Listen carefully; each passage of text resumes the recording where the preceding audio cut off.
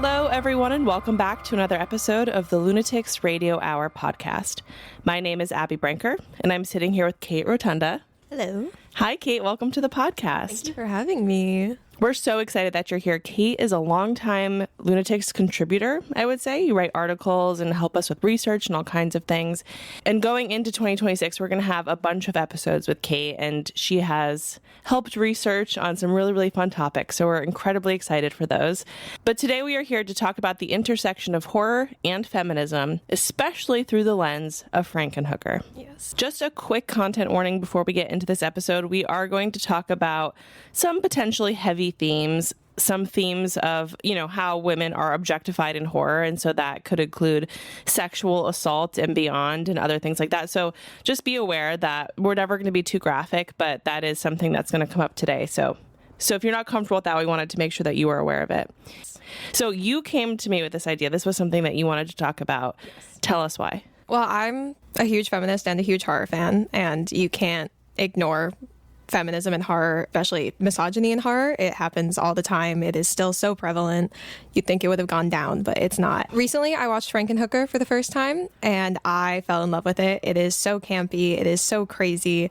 And it is, in my opinion, feminist horror almost. And, Troma is known for being pretty progressive with their ideas in the worst way, almost. Yeah. They do it in a way where it's so insane that you're watching it and you're like, there's no way this is progressive. But they sneak things in there. And it's just the way the character acts and the way the story ends is just so beautiful to me and gives agency to these characters that in any other film would have been treated as a complete joke. And not to say that it isn't a complete joke, because the movie is, once again, just ridiculous. But it generally, I think they do a good job of showing a man trying to take control of a woman's body and it just completely backfiring. Absolutely. To me, it feels, and it must not be, but it feels almost accidentally feminist. Yeah.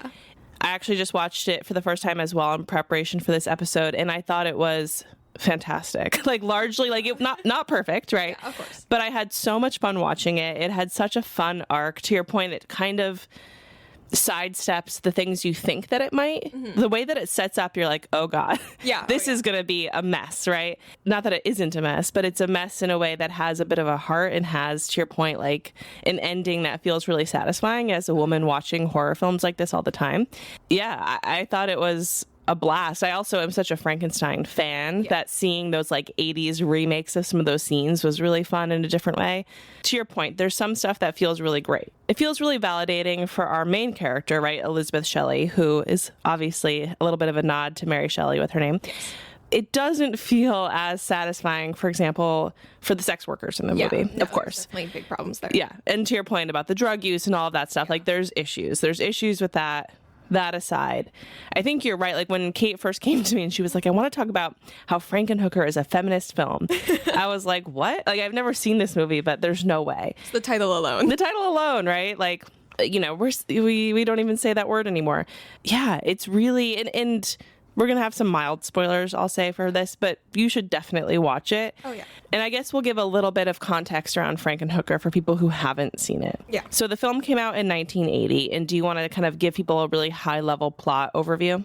The film starts following a young inventor of sorts named Jeffrey, kind of a Dr. Frankenstein type, doing little experiments in his basement, and he has a girlfriend named Elizabeth, and they are at a party for Elizabeth's father. Elizabeth and Jeffrey seem to have a good relationship, pretty supportive. I mean, they both seem pretty juvenile regardless. The party ends in tragedy with Elizabeth dying in a freak accident, and Jeffrey is left depressed, and with his experiments, he is trying to think of the best way to bring her back. He has saved all her body parts and wants to bring her back. So romantic. Yes, very romantic. Basically, it's a very Frankenstein-esque thing where he needs more body parts. He doesn't have everything he needs, so he goes into the city and targets sex workers for the optimal women's body parts and ultimately brings Elizabeth back with some unintended consequences because she does not come back the way he wanted her to. And here's the payoff, and we're just going to spoil the movie because I think it's hard to talk about this topic without spoiling the movie. So much of the movie, which is really short, it's like an hour and 20 minutes, so much of it is him shopping for the perfect legs, the perfect butt cheek, and it's a joke, right? So much so that one of the butt cheeks he puts a check on, right? That's the one. He's swapping left and right boobs. Like, it's this whole thing, right? It's this joke of like him crafting this perfect woman. And the other layer to this, which we haven't even talked about yet, is at the beginning of the movie, at the cookout, Elizabeth's mom and other people are giving her a lot of shit about her weight. Yes. And so that's another important layer to this, because then he's like crafting this perfect body, and her body gets destroyed. So it's not, we don't know how he feels about any of that, but it's just it's something that they included in the movie intentionally, right? Yes. You would say, I guess, for example, if you're going to take her head, which he has preserved, and just wanting to bring her back to life, you could just put her on any body. You could put her on one body. But it ends up through a series of events that he's piecing this together. Yeah, or you'd think you'd look for body parts that you're like, oh, this reminds me of her. This looks like her. But that's not what he's doing. He does not care about what she used to look like or any of that. He wants the perfect woman. He wants his girlfriend back, but if he can improve on her, he will. So much so that he's even piecing together body parts from different women of different races. Yeah. Right? And so you truly end up with this very unusual, like a forearm is a different skin tone than her face and her body. So it's bizarre, and okay, that's like, that's a layer of whatever that's added onto this. And so it's like the epitome of objectifying a woman, reducing her to like the perfect body parts, all this stuff. The payoff is at the end. Yes. She does that to him. She puts his head, no, I don't know if she doesn't like piece it together, but she puts his head on a woman's body. Yes. And sort of parrots back to him all of the phrases that he gave her about why this is like romantic and well-intentioned, and he had no choice. For love. When like in reality, that's not the case, right? Like he didn't do what he had to do for love. It have snowballed into something more shallow. Yes.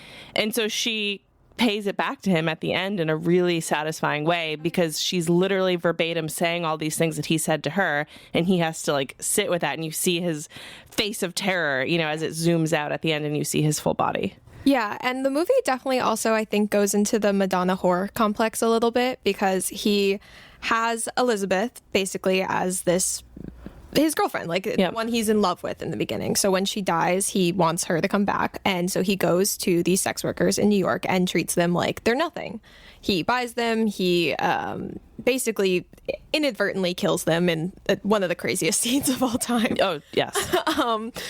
And he uses their body parts and he puts them on her. And when she comes back, she does not remember who she is. She still has kind of the memory of these sex workers. So she goes to do their work. Yep. And he loses his mind. He's like, you can't do, like, you're like, you can't go back there. You can't do that. And basically that she's different. Those women mattered less than her. Right. So like, even though she is those women, she is a combination of them. Like, he can't stand the idea of her doing that, but he didn't care that the other women were doing it. He didn't care that the other women died. Absolutely. Like, it's just like her, and he saw no value to their lives until they were part of her. So, okay, they end up dying in this crazy overdose sort of scene, which was unintentioned. But the truth is, he was there to pick their bodies. Yes, so he was going to kill them, right? And he had the intention of killing many of them, not just one. Yeah.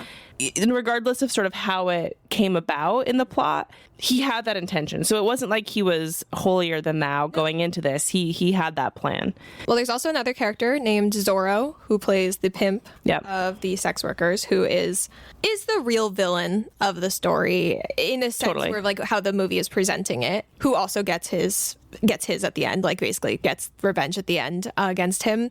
But it's this idea that Jeffrey thinks he's better than the pimp. He thinks that what he's doing is like morally okay compared to the pimp, when he's basically doing the same thing. And then at the end, when Elizabeth gets her memories back, there is I think a really almost like beautiful moment, if you could say that, with this film, where she talks about how she can feel all the other women in her. Like, she says something like, I feel these memories that aren't mine. Like, I feel something. Like, she can feel the body parts and like who she is. And he kind of glazes over that. Like, he glazes over the fact that he killed so many people. Yeah. And that he's like, whatever, you're back. Like, great, cool. And like expects her to be totally fine with it. Another thing I think is interesting is that Elizabeth, when she first comes back, says to Jeffrey, like, oh my God, you like found a cure for death. You brought me back to life. You're amazing. Like, that's amazing. Yeah.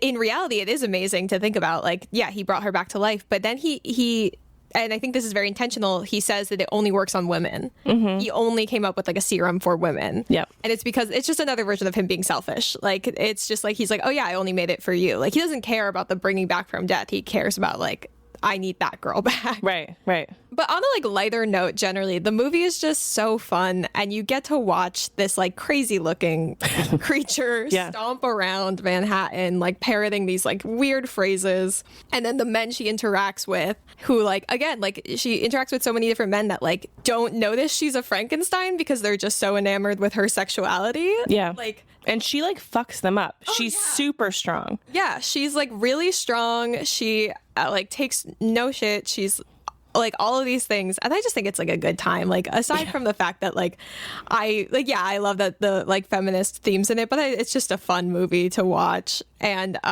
if you're a fan of The Substance, I think The Substance took a lot from this visually. Yeah, absolutely. I hadn't thought about that actually till you just said it. Say more. At the end, there is a scene where kind of the leftovers from the sex workers that Jeffrey decided were not good enough become their own thing, a blob, a homunculus, whatever so you want to call it. Yeah.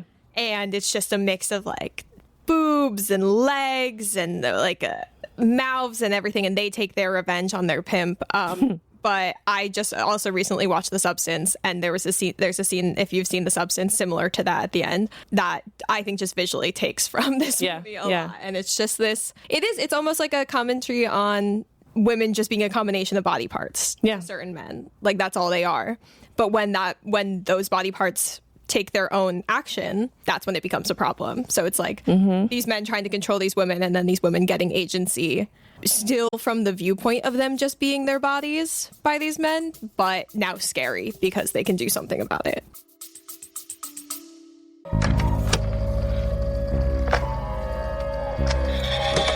Have you ever listened to an episode of Lunatics Radio Hour and thought, man, I'd love to wear a shirt or carry a tote bag that represents my interest in this very niche topic? I know I have. If you're in the market for a doppelganger-themed tank top or a Bloody Mary tote bag, we've got you covered. Head to lunaticsproject.com and click on merch to browse our haunting and highly specific merch store.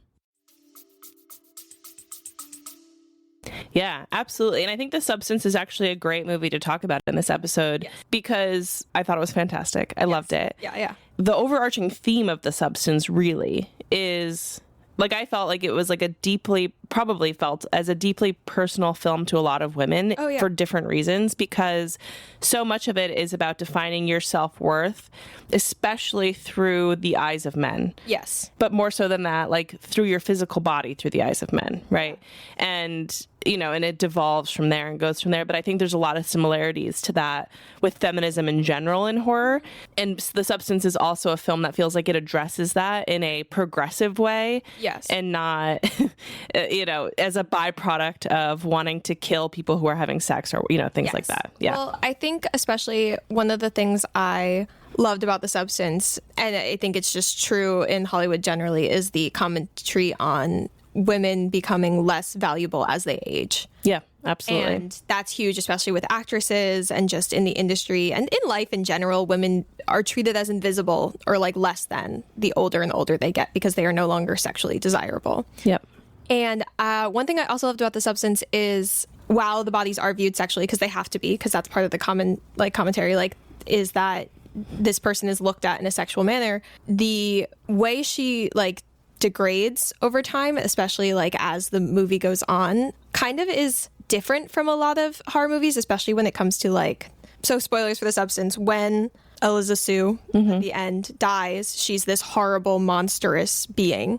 And often in horror movies, when women die, they die in the most sexual, presentable way. Like, they're naked, they're in their skimpiest outfit, they're doing a sexual act, or they're just they're reduced to what they look like when they die. Yeah. And that's the thing I have with a lot of horror movie, is that women are often killed first, or more often than men in horror, but they also die in just a much more brutal way. And The Substance does it in a way where it is brutal, but it's brutal because you've come to love this character. It's not just physically brutal. It's like all of the combination of the themes of the movie make it like that hard to watch. Yeah. Because you're like, oh, she really tried so hard to fit into the standard, a standard that really just keeps changing, keeps growing, keeps getting bigger, that it destroyed her. But in other movies, like one thing I always just think about is like, there's so many movies where women die naked. Mm-hmm. They die naked. Something happens to their like sexual organs as a way of their death.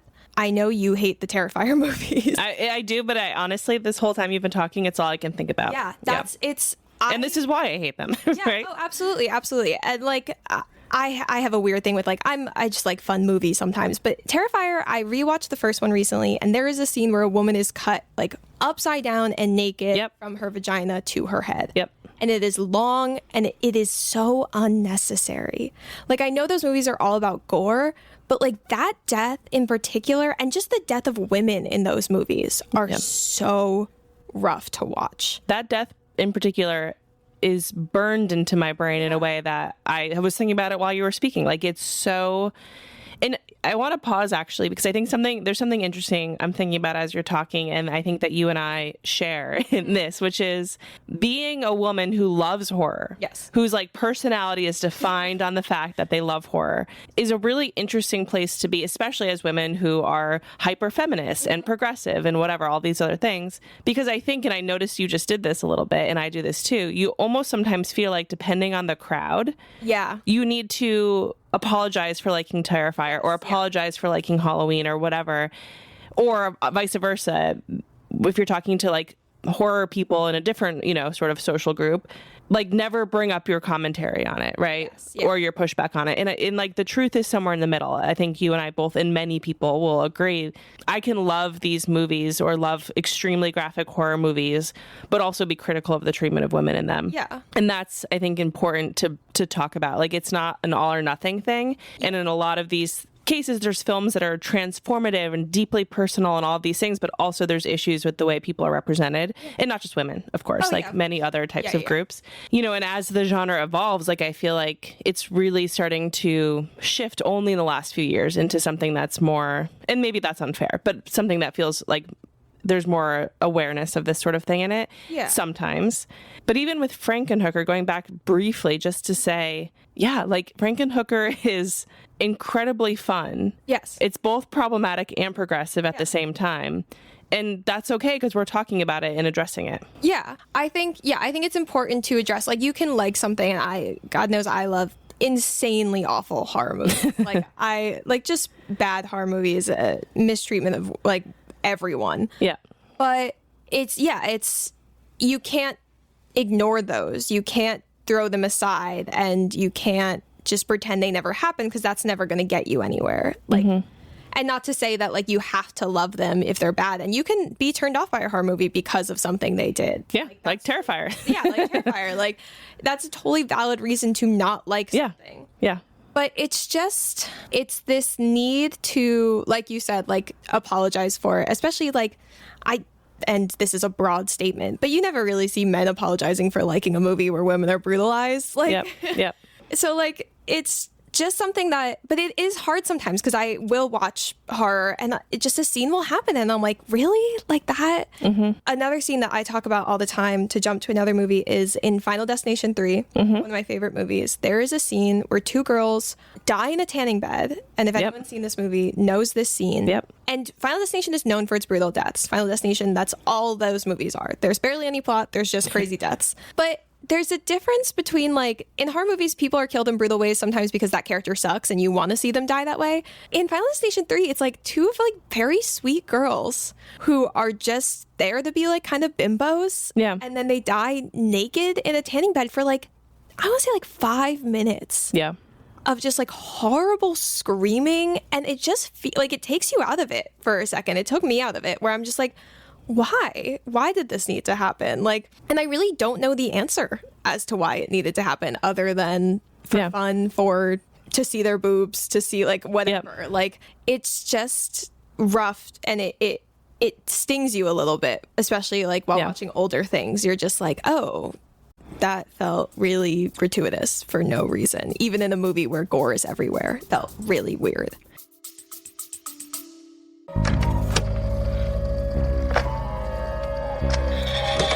If this isn't quite enough chaotic horror and history content to scratch your itch, consider joining our Patreon. We have a ton of fun creating bonus episodes, writing essays that explore some of our favorite horror topics, and presenting spooky classic literature. Plus, all new members get a welcome package in the mail, a lifetime discount to our merch store, and new stickers whenever we have new designs to share. Head to patreon.com/lunaticsproject to join. Yeah, I mean, watching through, right, we just finished our Friday the 13th series. Mm-hmm. Watching through all of those movies, there's so many naked women who they get to this camp, right? It's always the same thing, or wherever they are. They undress, they start having sex. And there's another layer here where, to your point earlier, a lot of the time women are killed while they are having sex, which is very similar to what we're saying with the value of women in Frankenhooker, right? There's like a hierarchy of women who are pure or impure in addition to anything else. And so while that's not always a hard rule, that's something you see again and again, especially in like 80s slasher movies and things like that, where it's okay for them to be killed because they're having sex, and that's bad. Absolutely. And the final girl is often pure, virginal, all of that. She's not having sex, she's not drinking, she's not doing drugs. And anytime there is like a final guy in a horror film, that's never a point. Right. That's not really the point of his character. His character is just strong, brave, or like in Evil Dead, he just kind of happens to be the one to survive. Like, no offense to Ash in Evil Dead, but with Final Girls, there's always like why she's alive, like why she did this. Laurie in Halloween is the motherly type. She protects the children. She's not having sex. She's like taking care of all this, though she does smoke weed. Yeah.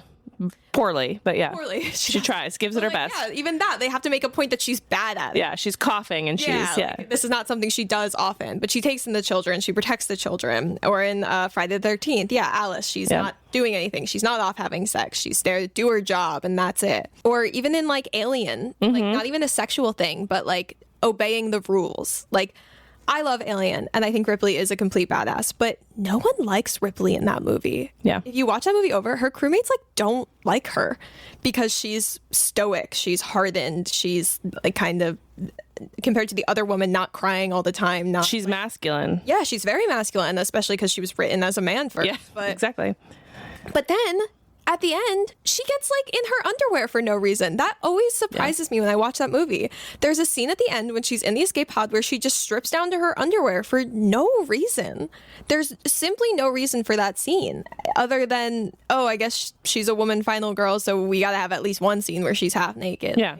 And it goes against everything they had set up for her the whole time. Yeah. And I guess one could argue that it's just like, it's supposed to be a human moment. Like, she's relieved, she's whatever. But like, that scene always felt so unnecessary to me. But the final girls are either women people hate. Like, that happens a lot. Or like women that are like so good that like you couldn't possibly want them to die. Like, look at her. She's perfect. She's like, again, the Madonna whore thing. Like, she's amazing. Like, why would she die? Like, she didn't deserve to die other than that girl who had consensual sex. Yeah. Like, it's a lot. And I think sexuality is something that is played with so much in horror to the point where like even the progressive view of it is not that progressive. And one thing I do want to talk about is rape revenge stories, where like that's supposed to be like, oh, look, she did this, like this happened to her and she's getting her revenge, and you get to see these rapists die. But it's like all of those movies have very brutal sexual assault scenes. 17 minutes, right? Last House on the Left, 17 minutes long. Like, I, first of all, don't need the woman to be a badass because something terrible happened to her. Yep. And it's not just true of horror movies. It's true of a lot of other movies like Kill Bill. Like, movies that are set up like only when a woman is brutalized to a point of like insanity, basically, can she then stand up for herself. And even if you want to do that, like, why do you need to include the scene? Like, who is that for? Like, well, and that's the question. And I think it's the same question as the tanning bed thing you're just talking about. Who is it for? You can do the crazy tanning bed death in 30 seconds. Yeah. You can allude to what's happening in Last House on the Left very briefly from afar. Yes. But it's the trauma of watching that in the way that it's filmed, which is horrifying on such like almost a realistic way that if anybody is watching that and they're like, I'm entertained, I'm chill with this, I find it deeply problematic. Yeah, it's scary. And like, or even still, like, one of my favorite horror movies of all time is Jennifer's Body. Same. Diablo Cody is a beautiful writer, but Jennifer's Body is an allegory for both puberty and sexual assault. When Jennifer is sacrificed, that is supposed to be like she's taken in the van, she's taken in the woods, like that. But they don't show that. They show like her being killed, but it's in a normal way, and it's not more gratuitous than any other violence in the film. But they didn't have to show her being assaulted. They didn't have to show that. It's implied. It's also like her sexuality is prevalent before and after that. But it's a comment on it without showing this like brutal thing happening to her. Like, you don't need it, and everyone gets it, and everyone understands. Like, you don't need that scene. Jennifer's Body was also a victim of misogyny in the real world because of its marketing, which I think became very well known recently, that it was marketed as, look at Megan Fox be sexy. And make out with Amanda Seyfried. But who's the main character and not in any of the posters. If you look at she's not in a single like of the main posters, but the marketing team was different from the production team. So the marketing team was like, Megan Fox is in this, and Megan Fox looks hot in this because, well, Megan Fox does look hot in it because one, it's Megan Fox, and two, the point is that she's supposed to disarm, like she's a succubus. Yes. That's what it's supposed to be. But the marketing team just marketed it towards young men. And so the movie failed because young men don't want to see that movie. That was a movie made for young women. The language of it, the friendship of it, the content of it, all of it is for a younger woman audience. But because it was marketed as, look at Megan Fox as a cheerleader, with just on the like poster a little bit of blood on her lips as if she's like a sexy vampire, men go see this movie and see her be like this kind of contorted like human. Who's targeting men. Yes. It didn't do well. And so it kind of flopped, and then it became a cult classic, obviously. But it's this world in which if there isn't something that is typical of horror in it, and it's not for certain audiences, people are like, oh, well, that's a bad movie. Like, sometimes things just aren't for you. It's like, it's just not, you don't need to see it. If you don't like it, it's not meant for you. It's not revolutionary to be a woman who likes horror. No. Yeah. Growing up, because of my mom, I'm into horror, right? Like, that's something that's not new. But there's this perception, I believe still, in the world where it's like so rare, like women in horror, like, and like, yes, women in film, women, all of those things are important. But women fucking love horror. And there's an audience for that. And like, I think that marketing team was also like, oh, well, that's where the bigger audience for horror is. And that's not true. No. You know, and I think a lot of it's just like, maybe women don't love watching films where women get killed all the time in brutal ways while they're naked, but women do love horror, and that's not a niche or like subversive thing. That's like a very, very, very common thing. Yes. Just to say. Yeah, Jennifer's Body was one of those like really pinnacle films for me. Oh, yeah. And I didn't know that about the marketing team at all. It's really interesting to hear that. Yeah. All the posters, Amanda Seyfried isn't in a single one of them. And if she is, she's in the background. Right. And all of them are Megan Fox posed scandalously, all of that. And it's just not, like, the posters for the movies are just not what the movie is. Like, it's, Right. There's like, to your point, there's nothing wrong with Megan Fox being hot on a poster, but it's a misrepresentation of the plot. Yeah. Yeah. And even, I mean, like, I just don't think people understood, and it flopped, and there are articles if you want to like read more about this, about how the marketing team failed that movie. Yeah. It's just these things where, like, I'm a huge fan of bubblegum horror as well. I know you love The Love Witch. Love The Love Witch. Love it. Like that, you can see these women being badass without giving up their femininity and without using that femininity for men. Like, The Love Witch, I think when I first watched it, I was like younger, and I was just like, oh, what just happened? And then I watched it and I'm like, oh, that was awesome. Like, I see what they're doing there. Yeah. Moments in it where like you kind of flip the switch and you don't force your character to, final girls are often forced into like masculine roles, like Ripley and Alien, or forced into a femininity that men are comfortable with. Whereas in The Love Witch, she's like hyper feminine to the point of like men don't really like that, or like she gets tired of them, or just her completely own agency. Like, men are just kind of there for her, and like she like uses them, she does her thing, it's over. And like, not to say that you have to have like a movie where the men are completely disposable, but like it's fun to watch a movie where your main character doesn't have to give up anything. Yeah. Like as a woman, like she doesn't really give anything up. She doesn't change herself in any way. She's not attacked. She's not anything. She just is who she is. Yeah. And you just watch her story. There's this element of the love witch, which I think is really one of the reasons I love it so much. This comes up all the time in horror, right? This, and just in history, this idea of vanity being a sin, this idea of caring too much about your appearance or dressing a certain way makes you bad, all of that stuff. The thing I love so much, one of the things about the Love Witch is that she is so aesthetic, right? She is doing her makeup, she's doing her hair, like to your point, she's hyper feminine, but she's beyond that, she's putting time and care into, like, she loves to dress a certain way. She loves to style her room a certain way. She loves, and that's not a bad thing. And that doesn't make her weak, and that doesn't make her vapid. That doesn't make her vain. It's just something she's really into. It's her version of art.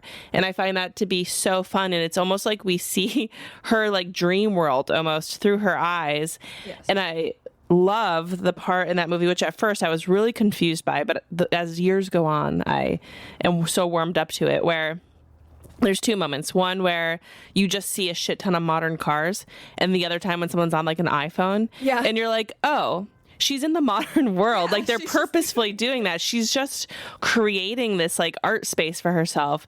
And I think it's so cool. I mean, also any kind of menstrual spell horror I'm into. Oh yeah. 10 out of 10.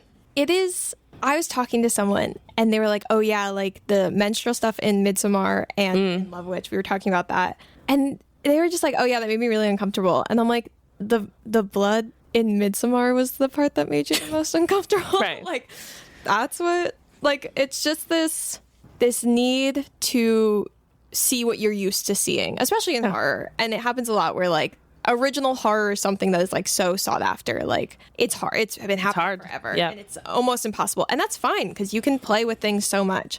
But to see something so different, like The Love Witch, or even Jennifer's Body, or Frankenhooker, like, something where you're just like, that's not what I'm used to seeing. It makes people feel weird. Yeah. But it's also nice to see like a version of, like you said, like she's doing her makeup. She's like, so like all of this, but it's never for anyone else. Like she's just in her house looking like that at points, like all that. But there's a book I love called The Ways of Seeing by John Berger, where he just talks about like the way we perceive the world. And he has a quote in it about women and how women are viewed. And he says, to be born a woman has been to be born within an allotted and confined space into the keeping of men.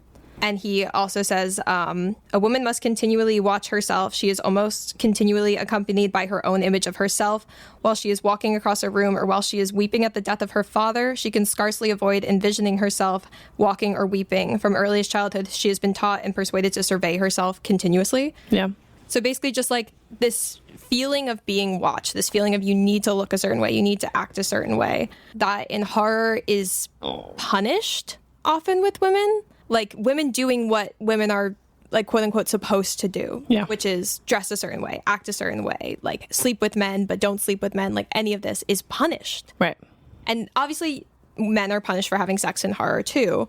But it's just, it's so different because you're never seeing their genitals. No, you don't see their genitals. You don't see any of that. There's not a like long scene of them stripping. There's not a long scene of any of that. And it's just this like purity idea that is so old but so continuous, like to today. Like it's just something that is hard to watch. And I also think that there's a lot of horror characters who die in like crazy ways that are then almost adopted by female horror fans as like an icon or as like a great thing. Or like in I Know What You Did Last Summer, Helen Shivers, like the friend who dies, like she's like, people are like, she should have been a final girl. Like it's crazy that they killed her.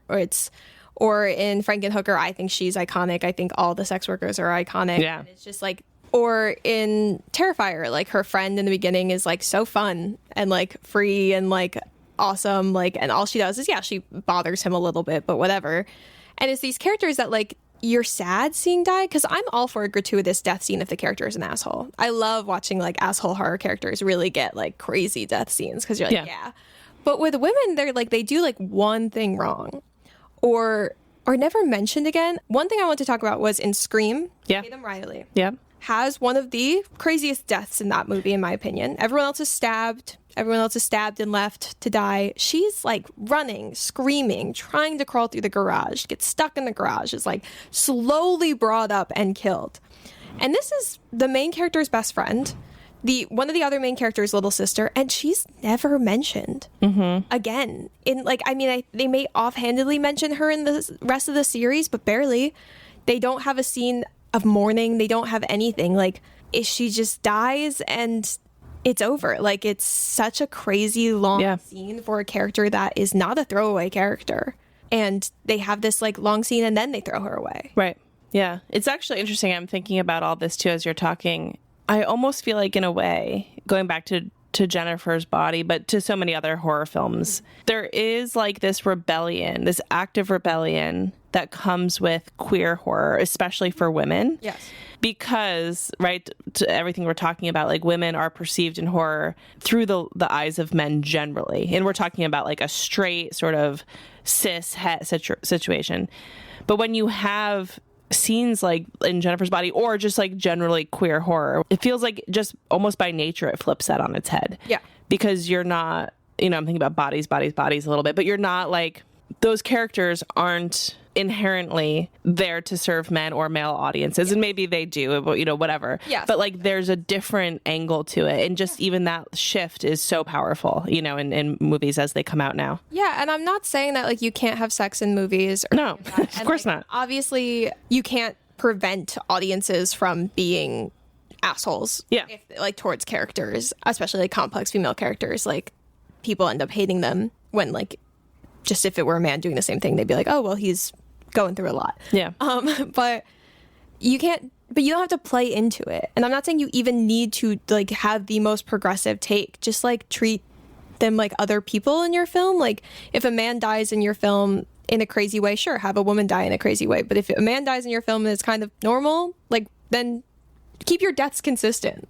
Like, keep all of that consistent. Like, there's no need to have follow this trope of women just being brutalized. And I just would love to see more agency with women characters in horror, and just less of, in order to become a badass, you need to watch all your friends die, or you need to watch, you need to be brutally assaulted, or any of that. Like, I guess that watching your friends die is a big part of horror, but it's this almost forcefulness of the characters. They like force the characters to see things and experience things in order to prepare them for the end of the film. Whereas you could just have your character living and experiencing something, instead of it kind of being the actions of women in horror films is less actual actions and more of them not doing things. And that's what gets them forward, rather than them actually taking agency into their own lives. Yeah, absolutely. Yeah, I think that's totally right. And to your point, like, I love films with naked women. I love films with sex. I love films with drugs. Like, that's not the point. It's like the association or the message of the pairing of those things plus, right? Yeah, and, I think about Teton a lot, or like other films that are also exploring gender, right? Yeah. And I think the great thing, right, the positive silver lining of this is like, because horror has been very binary for so long. Yes. I think there's going to be some really incredible films that can use these tropes and flip them or play with them as we sort of expand into a more progressive world, right? So I think that's really exciting and something I'm looking forward to a lot. Oh, yeah, absolutely. I'm really looking forward to, because film has opened up to so many different groups of people now. Yeah. Just films that where almost not only progressive takes, but where just the gender or whatever of a person does not matter. Yeah. That's not important to the film. That's not why they survive. That's not why they're doing this. Right. It just is happening. Right. So, like, not only do we need films that are more progressive towards women that actually take feminist stories, but there's also feminists to just have a film where if a woman survives, that's just because that character survives. It's not because she's a woman. It's not because of that. Just treat them like people consistently. And then, obviously, murder them viciously, because it's still horror. Yeah, it's still horror. We still want the kill. Yeah, we still want that. Let's talk about Teeth. Yes. Let's talk about Teeth. I love Teeth. I watched Teeth for the first time when I think I was maybe 12 or 13 years old. Okay. And I loved it. I thought it was amazing. And then I had mostly male friends at the time. And I said, hey, guys, let's watch something, but don't look up what it's about. And I forced them to watch it with me. Nice. They were deeply uncomfortable. But Teeth is a film that, and I know I said I don't like the rape revenge films, but sometimes that's what you have. That's what you have to work with in terms of feminist films. Yeah. That's what they give you. But Teeth is a film about a girl going through puberty who has pledged to wait until marriage, and who the men in her life are refusing to do that. They are pressuring her. They are attacking her. She cannot catch a break. And her body gives her a self-defense system, which is teeth in her vagina. I will bite off your penis if you try to have sex with her. But the one thing I love about Teeth is that every time something happens to her sexually and her vagina attacks, it has been sexual assault. There is and they make a point of this, consensual sexual scene in the film where nothing happens. Yeah. Because the point is not she can never have sex. The point is not her vagina is protecting her from sex. The point is her vagina is protecting her from sexual assault. Yeah. So I loved that they put a consensual sex scene in that film. Because that means there should be no one that's afraid of this. Exactly. Like, she still has agency with her body. She's not losing control of her body. It may feel like her body's doing something against her will, which in the beginning when she doesn't know what's happening, it is. But it's protecting her. But it's not something that is going to keep her virginal forever. Yeah. And then towards the end of the film, she learns to control it and use it to her advantage. And while, again, this movie is campy and doesn't have, like, the best, like, it's not the most, like, amazing film, and it's not, and it has scenes where are a bit much, but it just takes a young girl who would be taken advantage of her life and gives her this agency. Yeah. And, like, I like that in the beginning she is confused, she doesn't know how to control it, because, again, a lot of horror films like to explore, like, puberty and coming of age and all of that in a grotesque way. Yep. But she grows and learns to use it and learns to be comfortable with her sexuality and take control of her sexuality. So it's not saying to young women, be afraid to have sex. It's saying to young women, this is your body. You can do, like, you have control. You have agency. Like, you have a say in this. And there should be no one, if any man ever watches that movie, or any, any man, any person with a penis watches that movie, and they are uncomfortable, then they're somebody who maybe is used to having non-consensual sex. You know what I mean? Like, there should be nothing about that freaks men out. Yeah, like, unless they're someone who doesn't listen to a no. But or like even the scenes that are like, other than like the gore in it, like, there are scenes where a guy's penis is fully bitten off, and I can see that maybe hitting someone. But welcome to the life of, like, being a woman. One of my favorite films, Sleepaway Camp, has a girl like with a curling iron, like I'm pretty sure, like, in her vagina at one point, or like, or Texas Chainsaw Massacre. Like, that's a rough one, Kate. That's a rough movie. Sleepaway Camp. Yeah, that's a whole other movie. That movie, I would say I do not agree with the ideas of. I just think it's really fun to watch. Yes. That movie is not... Let's caveat that so you don't get canceled. Yeah, exactly. That movie is so dated, so dated, yeah. And I actually wrote a whole essay on it in college about, like, why it's messed up. But I just think it's fun to show people. Yeah. Because it makes no sense. But regardless...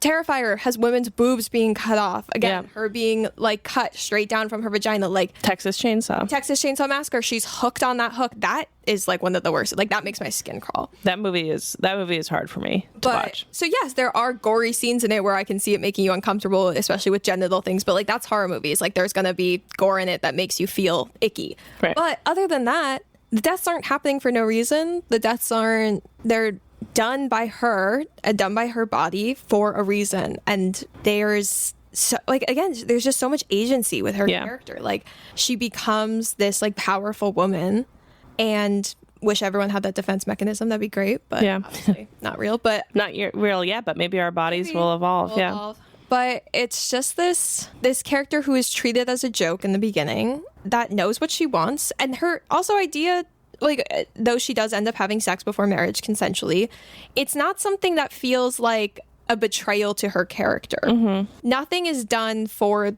the male gaze in that film. Everything is done for women empowerment, generally. Like, obviously there are jokes made and all of that, but just this idea of, a young girl who has complete control over her body by the end. And I have to say, Teeth the Musical, which was an off-Broadway show that came out last year, I think, was one of the most fun theater experiences I've had in New York. There was the first 2 or 3 rows had to wear ponchos because they were in the blood splash zone. There were so many dildos involved in that show. You can listen to the soundtrack on Spotify, and I encourage that you do. If it ever comes back to New York, I will let you guys know because it was a delight. Like, yeah, again, sexuality is not the evil in horror. No. It's how you portray it. Yeah. Sexuality can be amazing in horror films. It can be used as, and again, I don't have a problem with sexuality being used as a weapon. I don't have a problem with that. It's when you force your character into their sexuality. Right. That's an issue. Yeah, because sex is deeply human. Yes. How people identify is deeply human. Like going through sort of, and and also just like broaden up the conversation a little bit. Like even as women, like how people, women are not a monolith, right? Men are not a monolith. Transgender people are not a monolith. Like the way everybody approaches all of these things is so nuanced and different, and et cetera, et cetera. And so there's no like right or wrong playbook, right, around how things are portrayed, or it's a spectrum is the point, right?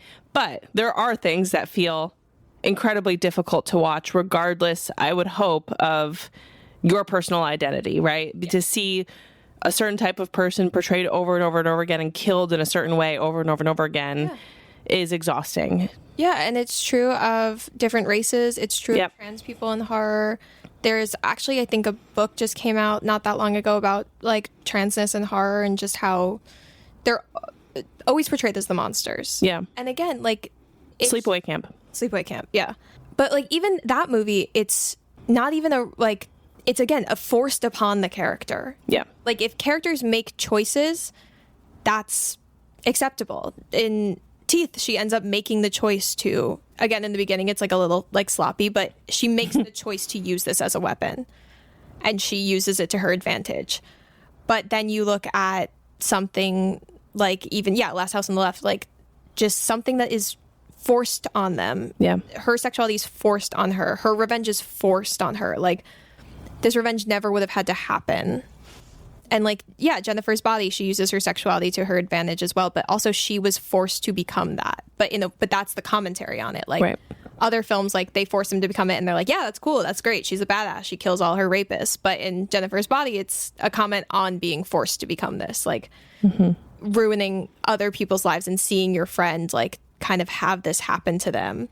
But yeah, it's just this need to over-sexualize women, but not so much that it makes men uncomfortable. I'm even thinking about Nightmare on Elm Street with that imagery of his like gloved hand, right? Freddy's gloved hand coming out in the bathtub, like between her legs. It's just like, it's just nonstop. You know what I mean? Yeah. It's a hard topic to truly get into with like such a broad idea of like, and all of these films, like you would have to like individually dissect so many classic slasher films and so many classic horror films to really get down to the nitty gritty of how women are treated. But it's just important to not only watch out for these things in horror films and like see where you can find it, to like see who's still doing it or like how it's still prevalent, because it's important to acknowledge that it's still happening, but also to acknowledge when you see changes in it or how it makes you feel, or not just with feminism, but with like everything that you think is mistreated in horror or in movies generally. It's important to acknowledge it, and it's hard for me to talk about like in such a concise way because your mind goes everywhere because you're like so passionate about it, and it really does affect you every day. And so I enjoy talking about it, but it's something that I think like more people need to acknowledge, and I'm glad that there are more women and like making horror, more trans people making horror, queer people making horror, like different races making horror. Just like so many more people are open to it now, and you get to see this change, or you get to see commentary on it in films, like kind of becoming meta and like more satire with it, and it kind of opens other people's eyes to something that maybe you just saw as a background thing but really can affect like people while they're growing up and seeing these and seeing how they're represented. Yeah, absolutely. Well, I think representation in horror and film in general, of course, but especially in horror, is so important because there is, like we talked about this in the Friday the 13th series, there's so much ROI. There's so much popularity, even against bad horror. Yes. For a reason. Horror is an insanely popular genre even if it doesn't maybe have the respect of other sort of film genres for a reason. Yes. It's escapism. It's something people want. They want the thrill. They want the adrenaline. It's fun. We've said that word 100 times on this episode. It's fun. And I think the kind of the core of what we're getting to a little bit here is that we go to horror movies. We watch horror movies all the time for tons of different reasons. But one of those reasons is that escape, right? It is, I want to see a campy horror movie. I loved Jason X because it was so freaking crazy. Like, I want that. I love that. That's something horror can do that not a lot of other genres can do. Where it gets uncomfortable is where you have a 17-minute hyper realistic scene that is not an escape. Yeah. It's there's tons of reasons that it's not okay. But when you have these things, and there's actually a scene in Thanksgiving, that horror film that came out a few years ago. Oh, I know that movie. Yeah. I watch it every Thanksgiving. Yeah, I really liked it. Way better than I thought it was going to be. But there's a scene, and it's not a feminist scene. There's an oven scene. Yeah. And it goes on way too long. Yes. That's same with the Final Destination tanning scene. Yeah. It's not even about feminism. At too long. It's just like, why to these characters are you doing this? Yeah. It's often women. Yeah. And it's just, I think it if anything, it takes you out of the plot. Yeah. No, it does. It made me so anxious watching it in the theater. I thought I would have to get up and leave. Yeah. Thanksgiving, Last House on the Left, these things that like, it hurts you deeper almost, like, because like in Friday the 13th you see women die and you see them in these sex scenes and it's rough, but at least it like happens, it's quick, it's over, you're like, okay, that's a horror movie, and you continue on. Mm-hmm. With films like that, you're like, you almost leave the horror film, you leave the movie. Yeah. You go back to like, you kind of start thinking about your own director. Yes. Oh yeah, sure. I like Thanksgiving, but I have thoughts on Eli Roth. Yeah, fair. But you start thinking about the people who made this, because you're like, why did you do that? Like, what's wrong with you? And if anything, I think it takes away from the horror film. It also, for me, like, yes, I think about the director, but then I also think about my experiences, right? Like, it brings about maybe like trauma or other things in a way that you're not looking for in an experience, like watching a film called Thanksgiving on Thanksgiving. You know what I mean? Like, you're there to have a fun, good time. Yeah, and you're just like, this is so not necessary to the plot. It's so different from the rest of the movie in terms of how long it lasts. Yeah. And just, you feel icky. You feel icky. Like, like a different kind of icky than horror movies should make you feel. Like, you feel real world icky. Yeah, absolutely. Kate, thank you so much. This was so lovely to sit down and talk to you about feminism and horror, especially through the lens of Frankenhooker, but through the lens of so many of these films. If you want more from Kate, stay tuned, but also head to lunaticsproject.com and click on articles. Kate writes all the time for us on lunaticsproject.com, and there's so much that she has to say and so much that the world wants to hear from her. So definitely go and read some of her articles there. And yeah, thanks for being here. This was excellent. Thank you guys so much for listening. We'll talk to you soon. Bye.